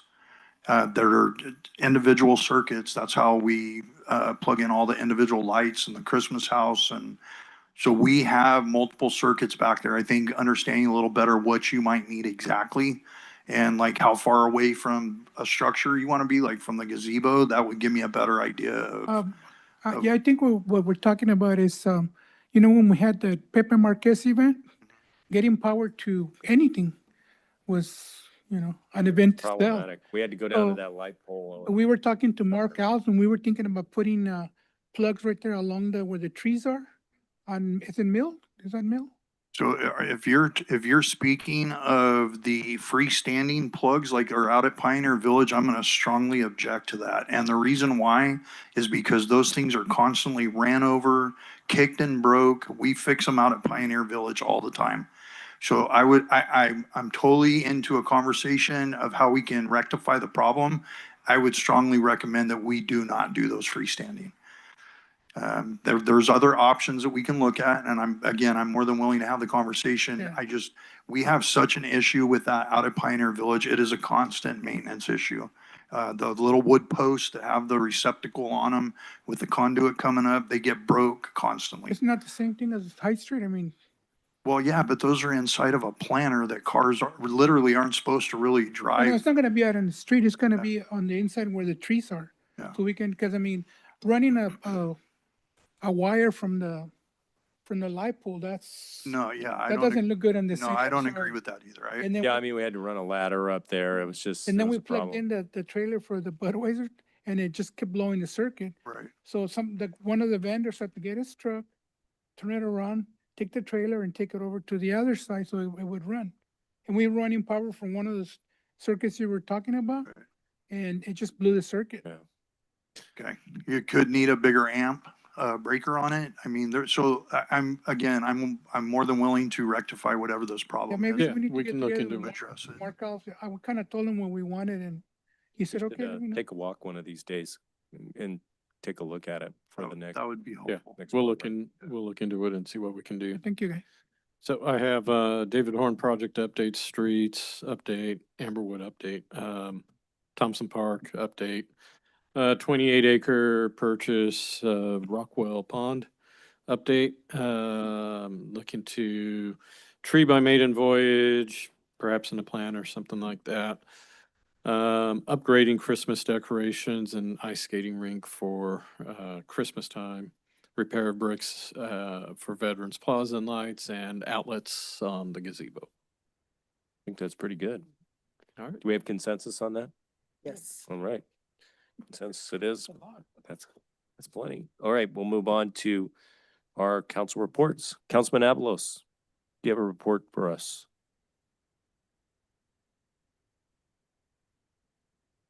Yeah.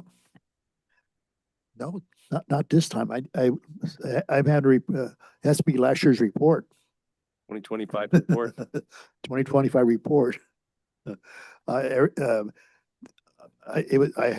only concern I had was when we had that heavy storm. I mean, the streets got flooded very quickly. And it was a challenge to the public works guys.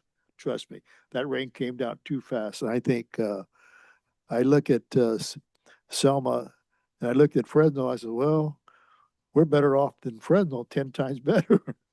Our crew is working.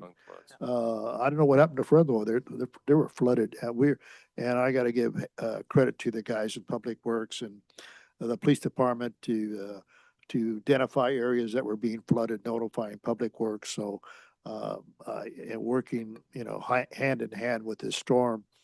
And I mean, it was these events like this come unexpectedly, Mother Nature, and it's nice to have a crew standing by and staff standing by with the work in our city that jump on board real quick, and I give you guys credit, Han, and and the police department and the fire department, everybody works for the city. I give them credit. It's without the spokes of the wheel, nothing gets done. It keeps moving. You got to keep it moving. So, and I give you guys a high five. So, and now we're starting at year 2026, a new beginning, and we're off to a good start. We gave our celebrity Costanza a proclamation, and we also give Moses, the legend over there. So we're off to a good start with 2026, and we're looking at the way it looks, guys. We're moving forward in the right direction. Our concerns with the citizens that tell us, we listen to them. They're the ones that put us in office, and we pay attention to their needs.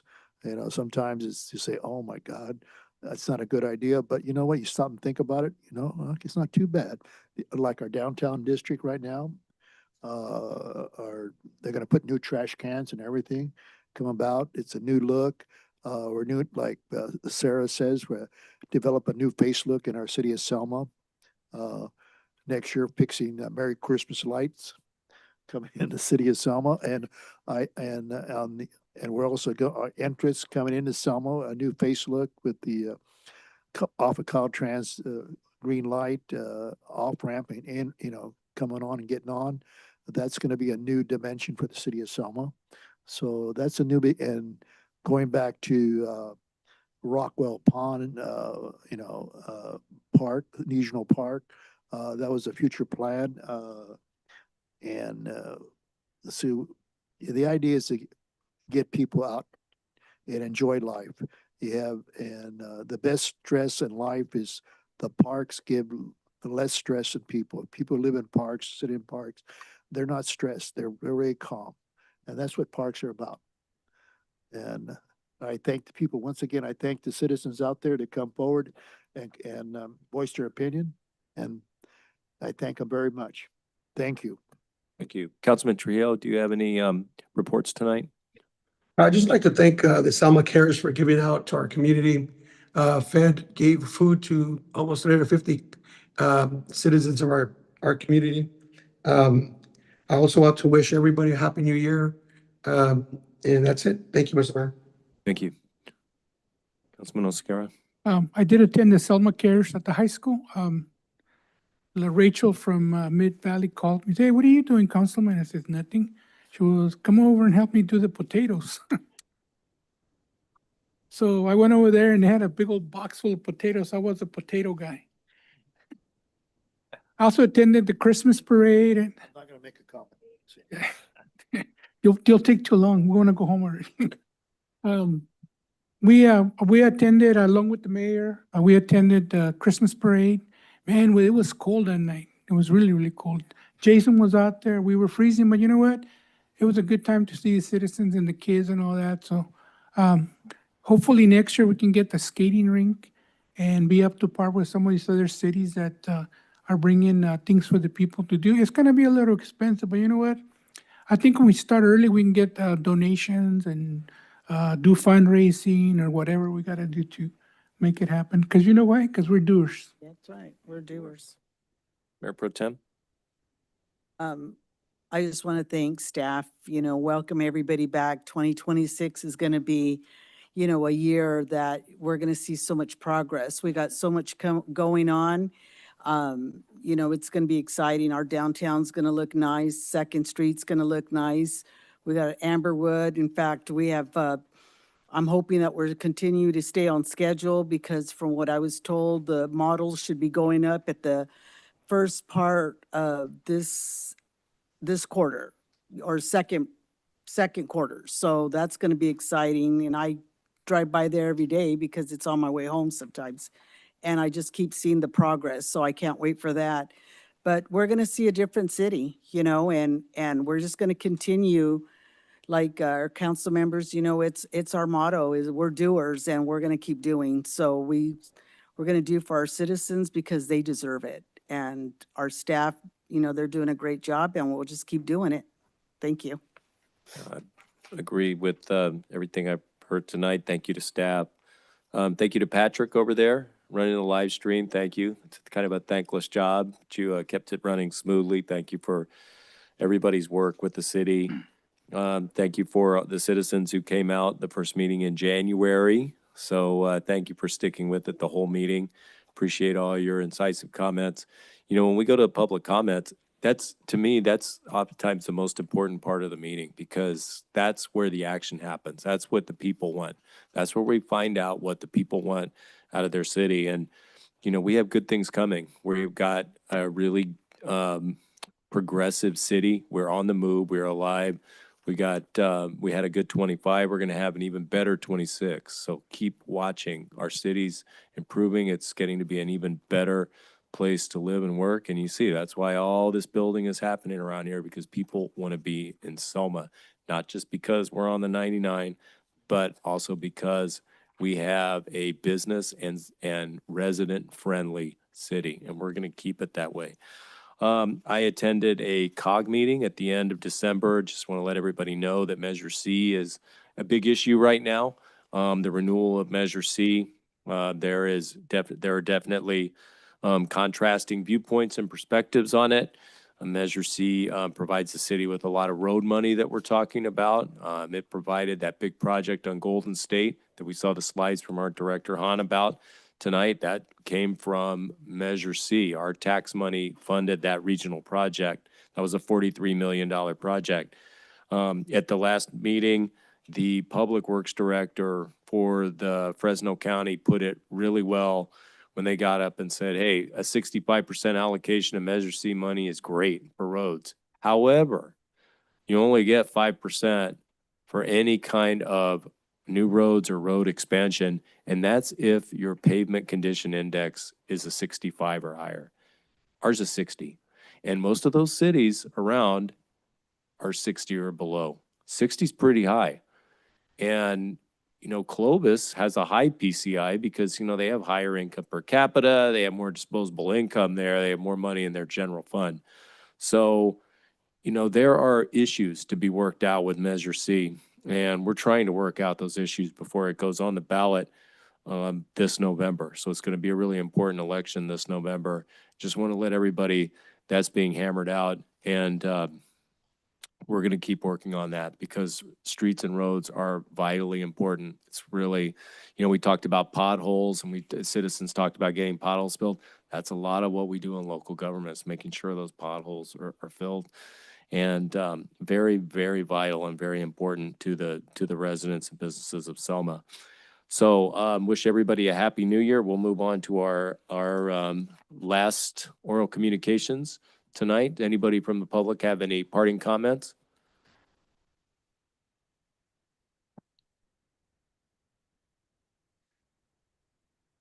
$1057 Mill Street, Rose Robertson. Just want to say thank you very much for redirecting back to the grant for the $4.5 million grant for the soccer kids.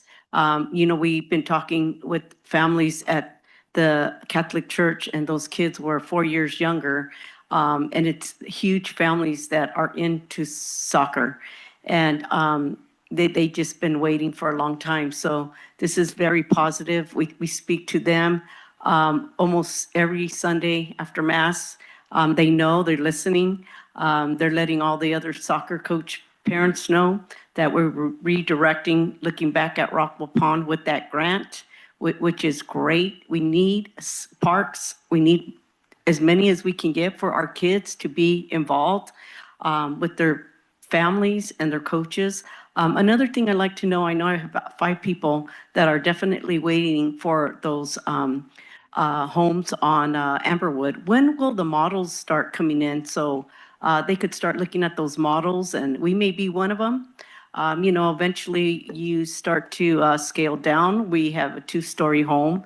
I would even like to start looking at those models for 1 level. So it would be nice to know when that is actually going to happen.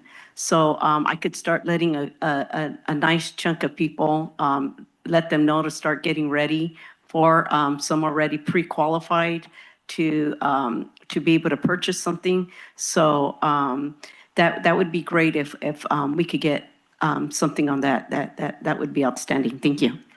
From the last that I was told, it was going to be the end of this first quarter, that hopefully the models should start going up, or the beginning of second quarter is the last that I received. We'll reach out to them. Okay. Ray Ramirez. I just want to welcome everybody back.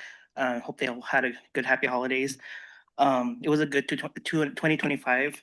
We had a lot of good, positive happening here in Selma. There was just so many events towards the end of December, which is so hard to keep up. Just like every week, something. It's just like, how do I attend all these, events? But it was actually really good. It's a lot of good, positive changes have come to the city of Selma. So welcome, Mr. Rogers, our new city manager. Thank you for everything that you're doing so far. Neil, thank you. Congratulations on your 40 years of law. And you know, a lot of this couldn't have happened without you. You know, we went through a rough end of 2024. And you stuck with us. You helped us a lot for the city of Selma. This with council, we know help council, helping the communities, the residents, you know, the people. And that means a lot because, you know, sometimes things don't always go your way. You know, people have their doubts or, you know, sometimes it doesn't look so good, but you know what? It turned out for the best. And we've had a lot of good positive feedback, a lot of good um, you know, just a really good pouring support from the community.